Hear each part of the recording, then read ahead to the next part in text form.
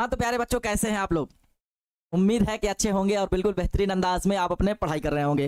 तो फाइनली अब जो आप त्रैमासिक का एग्जाम दिए, आपको क्लियर हो गया है कि किसले ही बुक से जो है आपके एग्जामिनेशन हॉल में पूछे जाएंगे। वो जो दूसरा बुक आया है, चेंज हुआ है, क्या हुआ है, बच्चे इसमें कंफ्यूज है। तो आपके स्कूल में जिस बुक से एग्जाम हुआ है, तो यकीन मानिए एग्जाम उसी से भी होना चाहिए। कहाँ भी आपके जो बोर्ड एग्जाम है उसमें भी यही बुक से होगा जो हम आपको पढ़ा रहे हैं। इसीलिए इसको कम चैप्टर ले चल रहे हैं, ताकि अगर कहीं हमको कभी जानकारी मिले कि सिलेबस चेंज हुआ है तो तुरंत उसको हम पढ़ाने लगेंगे। लेकिन अभी कोई ऐसा जानकारी नहीं है बोर्ड की तरफ से, ना ही उसका सिलेबस का कोई जानकारी है कि चेंज हुआ है। इसीलिए अभी यही पूछा जाएगा। और त्रैमासिक एग्जाम में भी देखिए इसी से सवाल पूछे गए थे, इसीलिए हम इसी किताब को आपको पढ़ा रहे हैं। अगर जैसे ही हमको सूचना मिलेगा कि आपको उस किताब से पढ़ाने की जरूरत है तो हम उस किताब को भी पढ़ा देंगे। लेकिन फिलहाल याद रखिएगा, अभी जो है ना आपको इसी बुक से पढ़ना है। तो ये कंफ्यूज दूर हो जाइएगा, कौन किताब आया, क्या किताब आया स्कूल में, उसको भूल जाइए।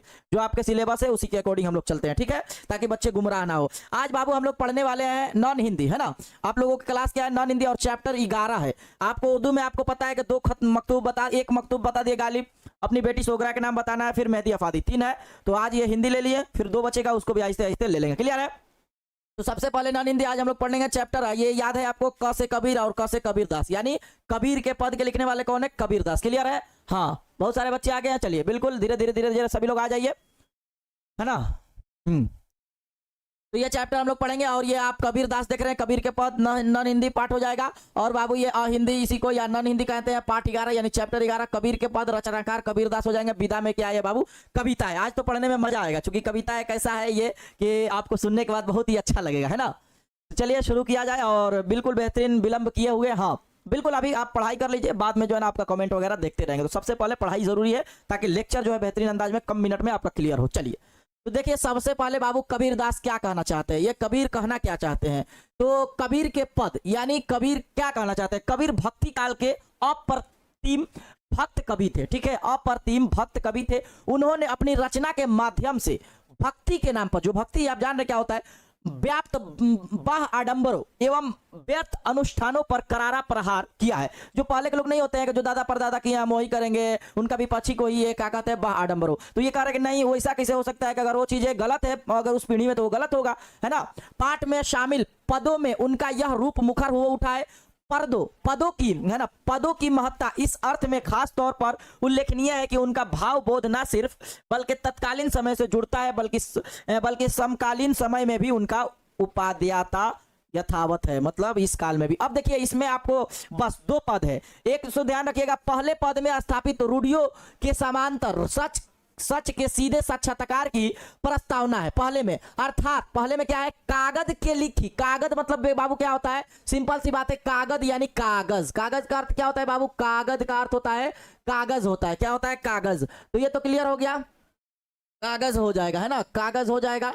और बाबू आगे कह रहा है सीधे जो है ना जगह आखिन होगा, यहाँ औखिन नहीं, आखिन देखी, आखिन मतलब आंख, आंख की देखी के प्रतिष्ठा के किए है। मतलब पहला में कागज के लिखी के ना छोड़कर बल्कि आंख के देखने की विश्वास करते हैं। वही दूसरे पद में क्या कर रहे हैं, पहला में कागज लेखी की जगह आंख के देखने की बात कर रहे हैं। दूसरा में ईश्वर या अल्लाह को कहीं बाहर ढूंढने की जगह वो क्या कर रहे हैं, उसके अपने भीतर का साक्षात्कार बात कही गई है। पहला में बाबू ध्यान रखोगे, हाँ पहला में ध्यान रखो क्या, कागज लिखी और आंखन देखी की बात, पहला पद। दूसरा में मतलब 2 है, 1 और 2 देखिएगा लिखा हुआ किताब में आपके, किसले में, चैप्टर 11 में, पाठ 11 में। और दूसरा में ईश्वर जो है ना क्या कर रहे हैं कि अपने अंदर ढूंढने के लिए। तो ये दोनों आप लोग को याद हो जाएगा। अब जब हम लोग देखेंगे ये वाला चीज है तो आप बहुत अच्छा से समझ जाएंगे कि इसमें कहना क्या चाहते हैं, और बहुत आसान तरीके से समझेंगे। मेरा तेरा, मनुआ मतलब मन, है ना, आखिन मतलब आंख, कागज मतलब कागज, आसान आसान है, जो आपके किताब में माना भी दिया है, देख लेंगे, ठीक ना।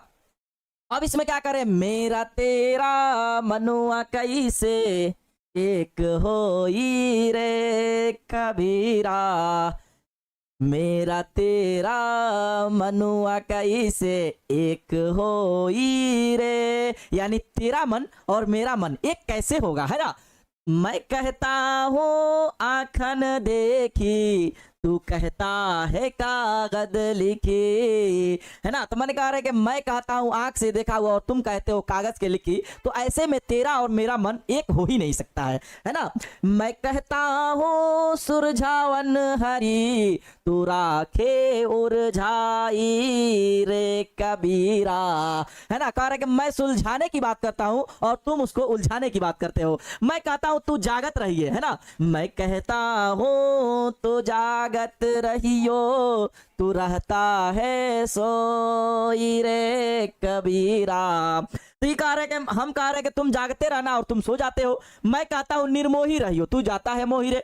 मतलब कह रहे कि तुम मोही नहीं बनियो लेकिन तुम मोही में जाते हो। जुगुन जुगुन यानी युग युग समझावत हारा कहीं ना मानते कोई रे। कह रहे युग युग समझा रहे कोई कहाँ मान रहा है। सतगुरु धारा निर्मल बाहेवा में काहे दोई रे काया दोई रे। कह रहे का जो है सतगुरु धारा निर्मल बाहे। कह रहे कि तुम्हारा जो ऐसा एक जो बहता हुआ धारा है वो धारा सत्य की होना चाहिए, ना कि कोई ऐसे ही धारा बहा दो जिसमें वो सच्चाई ना हो और ना ही तुम्हारे पास वैसा चीज हो तो ऐसा उसमें वामे मतलब उसमें कोई फायदा उसका काया नहीं होगा। ठीक ना, तो ये समझ रहे होंगे है ना। अब इसका अर्थ भी देख लेंगे अगर वो नहीं समझ में आएगा तो आसान से है ना। कहता कबीर सुनो भाई, ये उसी में कहा है कहता कबीर सुनो भाई साधो वही ऐसा हो ही रहे। अर्थ अब देखिए इसका क्या कहना चाहते हैं प्रस्तुत पंक्तियों में। कबीर का कथन है, पहले तो जब भी भावार्थ या अर्थ लिखने के लिए दिए तो ऐसे लिखिए मेरा विचार और तेरा विचार। हम बताए भी एक कैसे हो सकता है, क्योंकि मैं आंख से देखी के बाद सत्य कहता हूं। सत्य जाहिर सी बात है आंख से देखने की बात कर रहे हैं ना। हाँ बिल्कुल, अभी ध्यान दीजिए इधर। ठीक है, तो सत्य कहता हूं और तुम कागज पर लिखी की बातों को सत्य कहते हो। तो ऐसे में कह रहे कि तेरा और मेरा मन एक कैसे होगा। मैं किसी काम को सुलझाने की बात करता हूं, समझाए भी आपको, और तुम उसे उलझाने की बात करते हो। जब मैं जागने की बात करता हूं तब तुम सोने की बात करते हो। मैं सांसारिक माया मोह से दूर रहने की बात करता हूं। पूरी दुनिया को मोह माया तुम लेके चलोगे तो कैसे होगा। तुम माया मोह में लिपट रहने की बात करते हो। मैं युग युग यानी जुग जुग जो है ना था तक समझता हूं लेकिन कोई मानने के लिए तैयार नहीं है। सतगुरु के ज्ञान धारा बह रही है, मतलब कह रहे कि सच्चे का जो ज्ञान धारा बह रहा है उसमें तुम जो है ना, जिसमें कोई भी अपना शरीर धो सकता है। अब जाहिर सी बात है सच है तो उसमें अपना धो सकते हो। कबीर कहना है कि हम लोगों का मन एक तभी हो सकता है जब हम सभी जो है ना सतगुरु के ज्ञान, सतगुरु ज्ञान मतलब जलधारा में स्नान करे, मतलब सच्चे के साथ दे, मतलब एक तरह से वो रास्ता जो सही तरीके से ले जाए, सच में ले जाए। ये आपके पहले पद में कहने की कोशिश कर रहे हैं। उम्मीद है कि बहुत आसान चैप्टर था और आसान तरीके से समझ रहे होंगे। देखिए दूसरा, मोको कहाँ ढूंढे बंदे, मोको कहाँ ढूंढे बंदे, मैं तो तेरे पास में। ना मैं देवल ना मैं मस्जिद, ना मैं देवल ना मैं मस्जिद, न काबे कैलाश में। कह रहे मुझको तुम कहाँ ढूंढ रहे हो बंदे, मैं तो तेरे पास में हूं। मैंने ईश्वर के बारे में कह रहे हैं कि ईश्वर को तुम लोग ढूंढ रहे हो उधर उधर।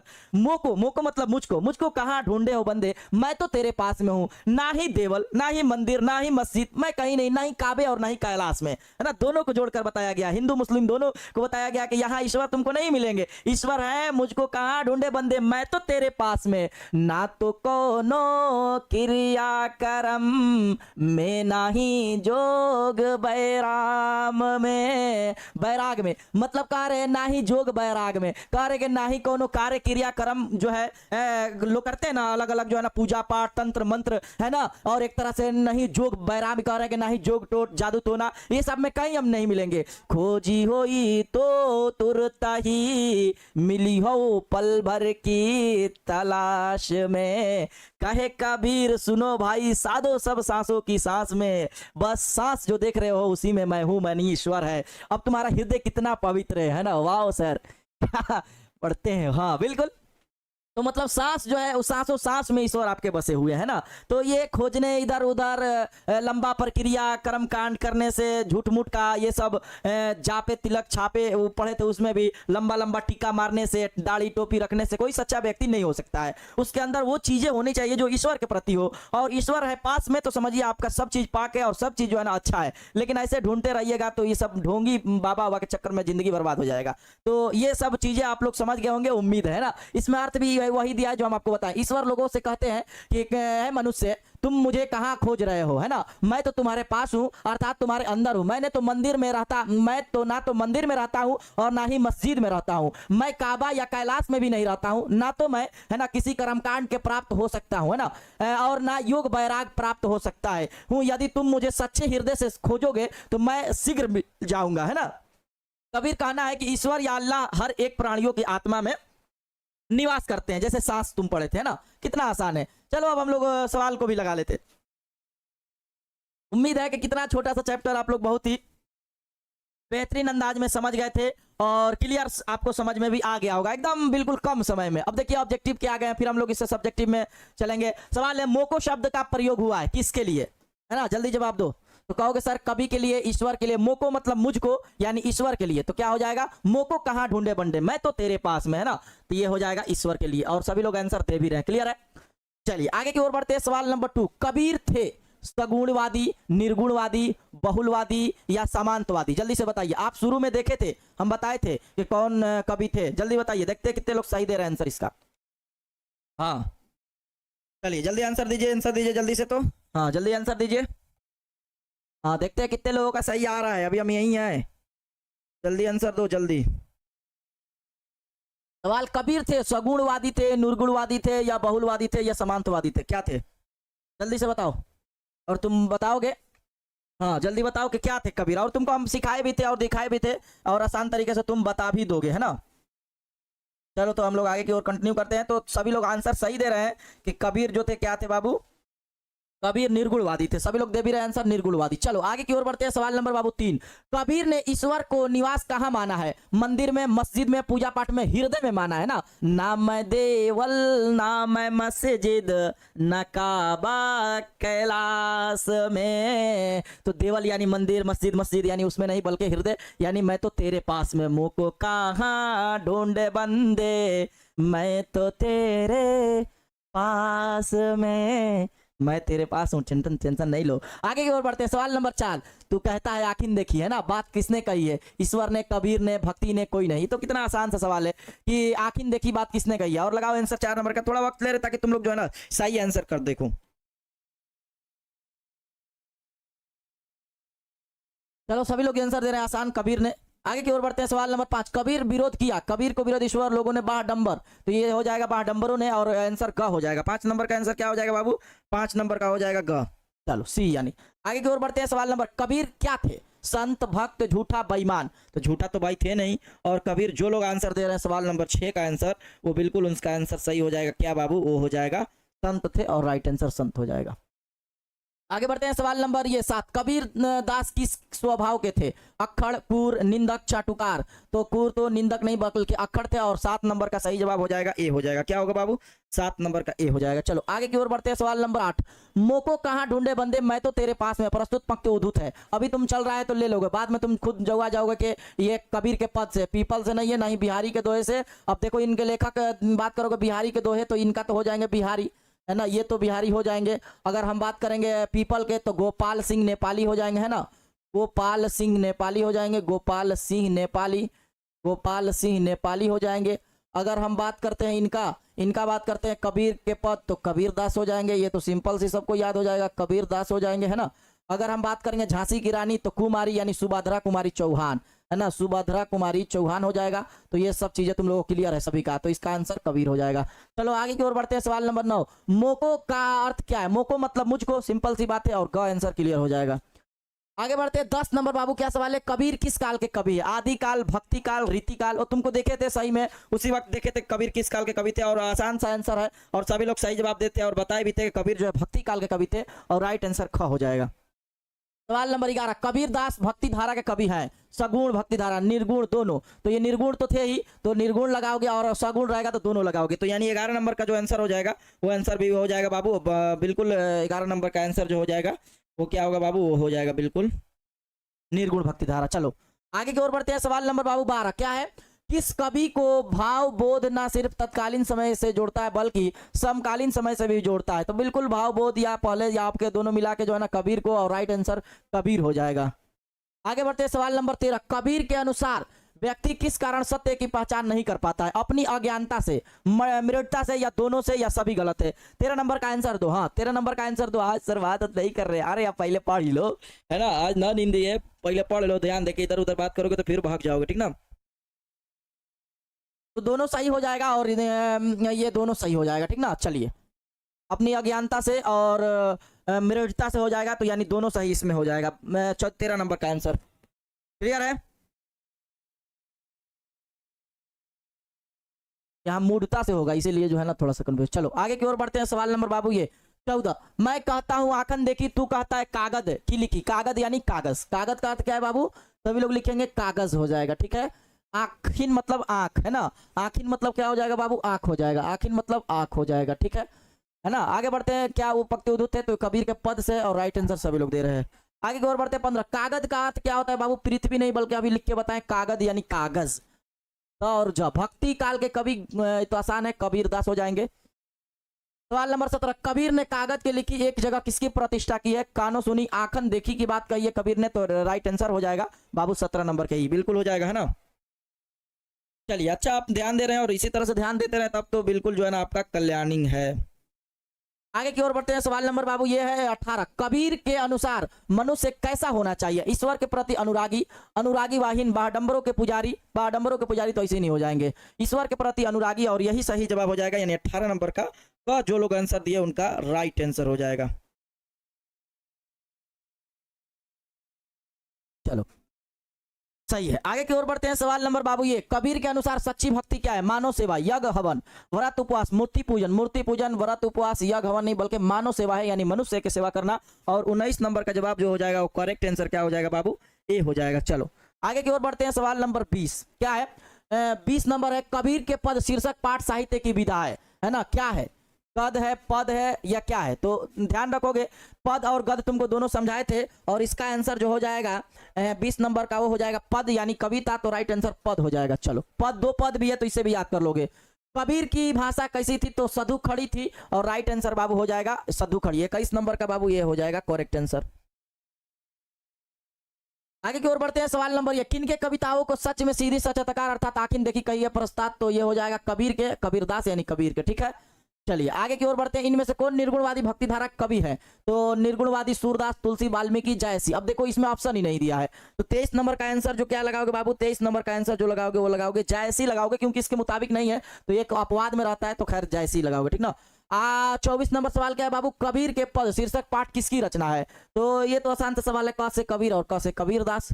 अब देखो इसमें प्रश्न उत्तर में तुम्हारा एक जो है ना ये इन पंक्तियों को भाव स्पष्ट करे। मैं कहता हूँ निर्मोही रहिए, तू जाता मोही रे, मतलब इसके बारे में बताइए। तो भाव लिखिए, यहाँ लिख सकते हैं प्रस्तुत कवि माया में विभिन्न रूपों में अलग अलग रहने का कहा है ना। कभी सलाह देता है कि तुम निर्मोही बनो, अर्थात सांसारिक में माया मोह को त्याग दो, है ना, लेकिन मनुष्य सांसारिक में मोह को छोड़ने को तैयार नहीं, है ना। दूसरे जो है ना शब्द में मनुष्य का अनुरागीहीन होने से मनुष्य का कल्याण होगा, लेकिन मनुष्य अनुराग में ही पड़ा रहता है। अब देखिए अनुरागी अनुराग क्या होता है, अगर जो ना बुझे उसको अगर सर्च कीजिएगा तो समझ में आ जाता है बात को। मनुष्य के अनुरागी होने से मनुष्य का कल्याण होगा, मतलब क्या होगा? अनुराग करते कि खुद पता चल जाएगा, तो कुछ कुछ सर्च किया कीजिए तो बहुत कुछ सीखिएगा।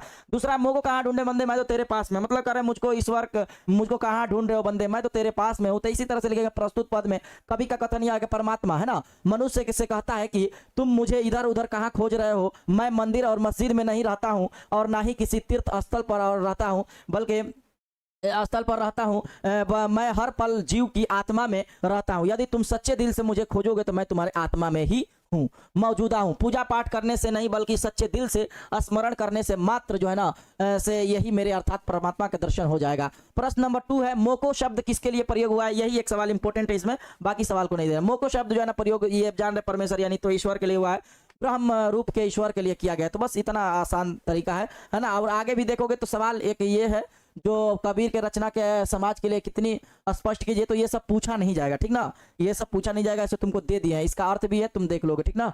और बात करेंगे बस अभी इसमें नहीं देखोगे। हाँ, एक ये वाला पूछता है कि सगुण भक्ति धारा एवं निर्गुण भक्ति धारा में दो कवियों के नाम बता लिखिए। ये अलग से दिए हैं जबकि किताब में नहीं। सगुण भक्ति धारा कवि तुलसीदास, सूरदास, निर्गुणवादी के कवि कबीर जयसी, है ना, कबीर जयसी। अब देखो अब यहाँ है कबीर और जयसी दोनों हो जाएंगे, वहां कबीर ऑप्शन नहीं दिया था इसीलिए हम लोग जयसी को टिक लगाए थे। तो अब तुम समझ गए होंगे आसान तरीके से। बस बाकी इसमें जो है ना कुछ नहीं याद करना है, जितना दिखाए हैं बस वही ठीक है। तो हमें उम्मीद है कि कम समय में देखो कितना जो है ना कम समय लगा और तुम्हारा जो है ना ये चैप्टर मुकम्मल हो गया, है ना।